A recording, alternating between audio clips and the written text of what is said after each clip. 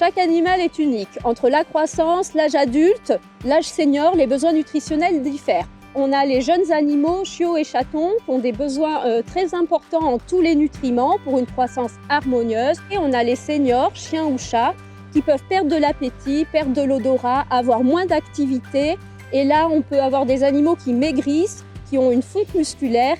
Et il est alors intéressant de proposer un aliment riche en protéines et hyper digestible.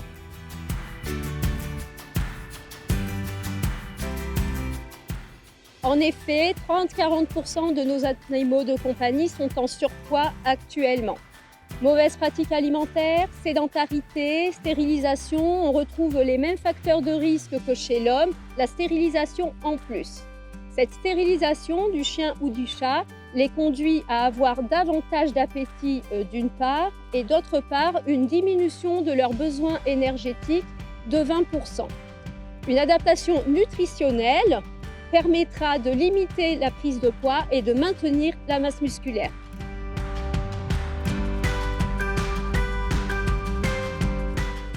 En cas de surpoids, le mieux est d'aller consulter son vétérinaire qui est le plus à même de vous orienter vers le meilleur aliment, le plus adapté à votre animal, vous conseiller sur la prise en charge globale sans quoi l'amaigrissement sera compliqué et enfin vérifier qu'il n'y ait pas de maladies associées au surpoids telles que le diabète ou l'arthrose.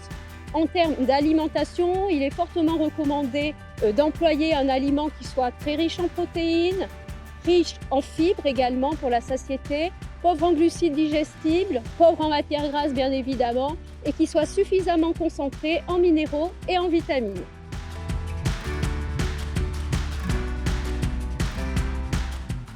Certaines maladies peuvent bénéficier d'une prise en charge nutritionnelle. C'est le cas par exemple du surpoids, de l'arthrose, des calculs urinaires, de l'insuffisance rénale chronique, mais il y en a d'autres.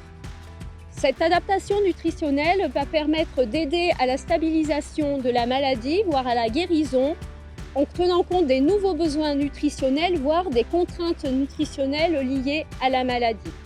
Ces aliments diététiques font l'objet d'une recommandation par votre vétérinaire.